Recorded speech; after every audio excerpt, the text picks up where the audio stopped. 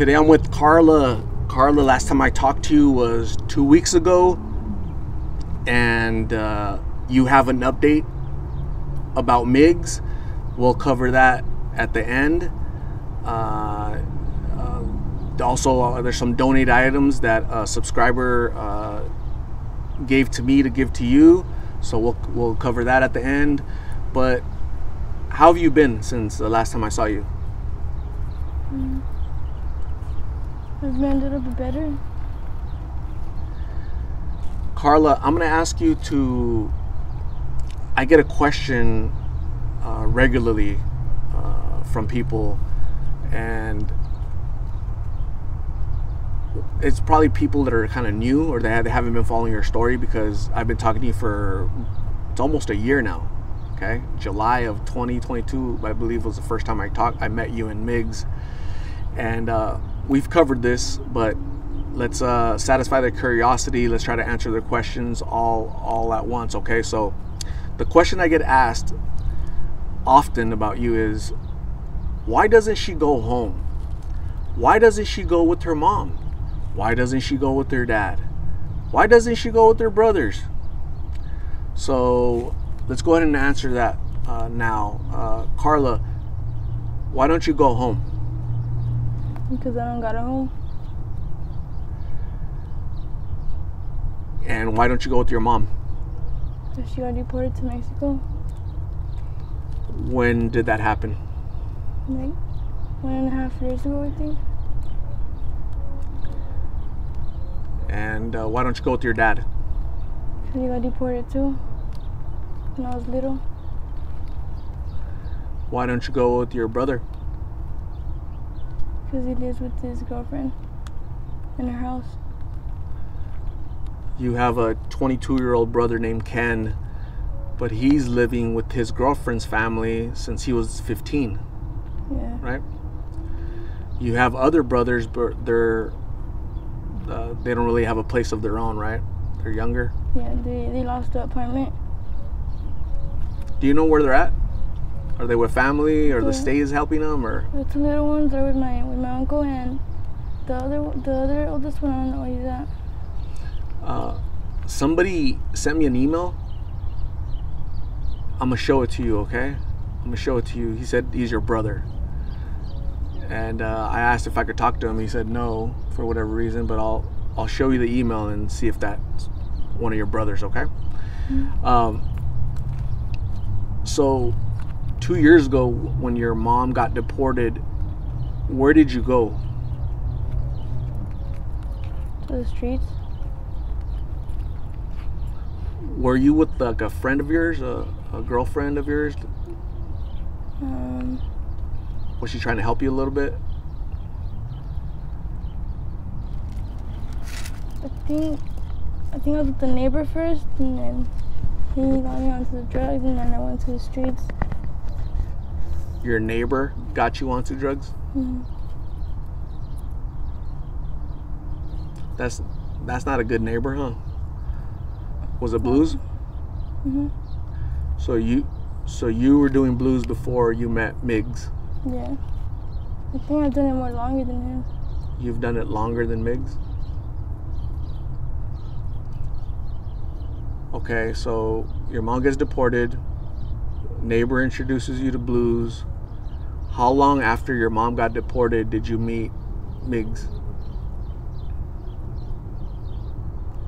Month later, 2 months later? A year later? A year later. So you were out here on the streets, friends, just out on the streets doing blues for like a year before you met Migs. Yeah, but we were just friends at that time. Okay. You had known him, you had seen him in the streets, but you guys weren't like officially together? Yeah. Was he trying to make it official with you, or? Yeah. But you're telling him no, huh? Why? I don't know. You didn't like him at first? He just grew on you, huh? Yeah. Just made his way into your heart? Okay, and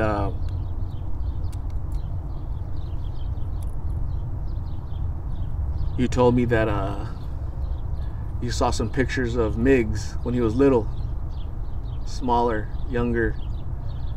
Did it look different? Yeah.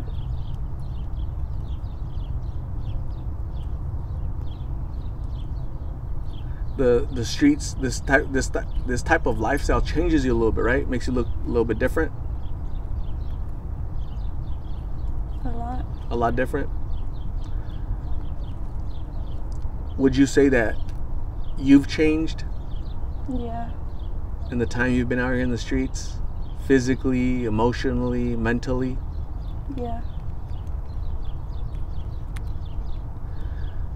You're telling me that he looked different. He looked better, more handsome compared to like now, right? Because obviously the drugs is consuming him, and just living out here, just out here in the street, the sun, the heat. You're not sleeping right, not eating right. Yeah. Out here, you guys are like trying to survive, you know? You're not living, you're just surviving. And it takes a toll, right, on your body, your health. Kind of ages you sometimes, right? It makes you look a bit older than what you actually are, right? Are you concerned that you're gonna change as well if you stay down this path? Yeah. And have you thought about treatment now that you're alone and you're able to think a little bit clearly?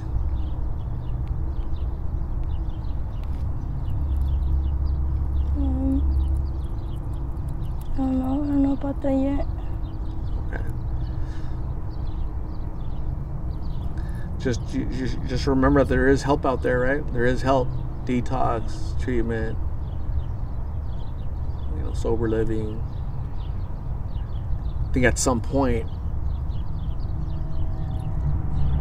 is there a point of like no return? Will you regain, the youth that you've lost being out here? The past 2 years that you've been out here in the streets, have they gone fast or slow? Fast. Because you've been in survival mode. That's why time flies. A lot of people tell me that. Yeah. Not just you. It's not unique to you.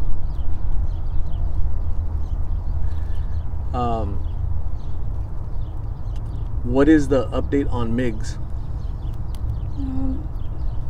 His court is coming up soon. 26th? Yeah. Next week? Yeah.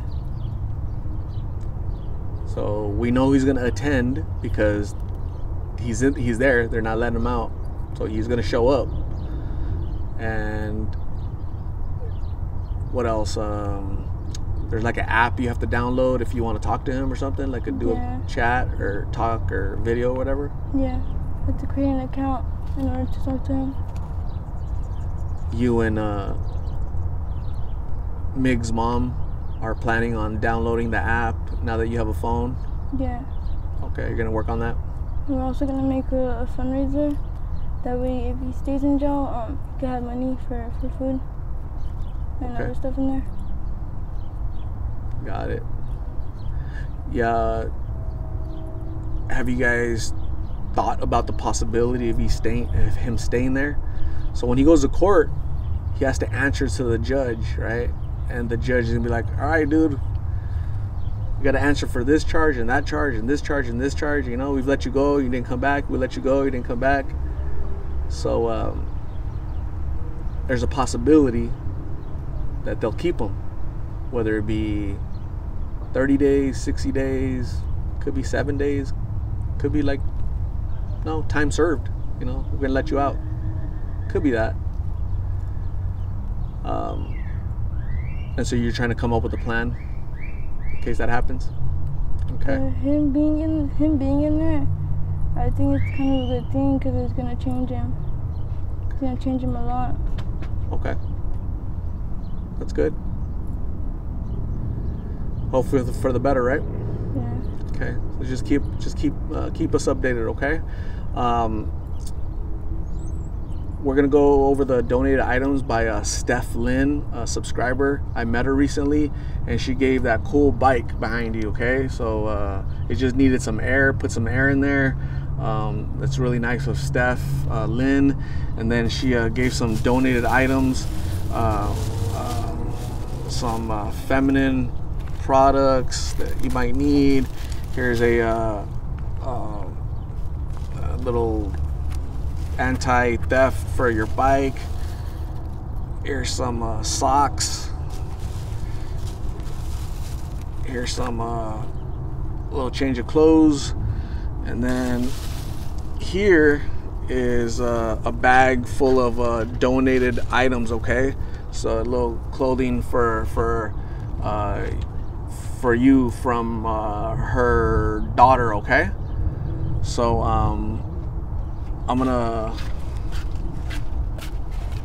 wait for our buddy to pass by, but I'm gonna hand you this stuff. So thank you very much, Steph Lynn, right? Thank you, Stephen. It's gonna come in handy. She also gave a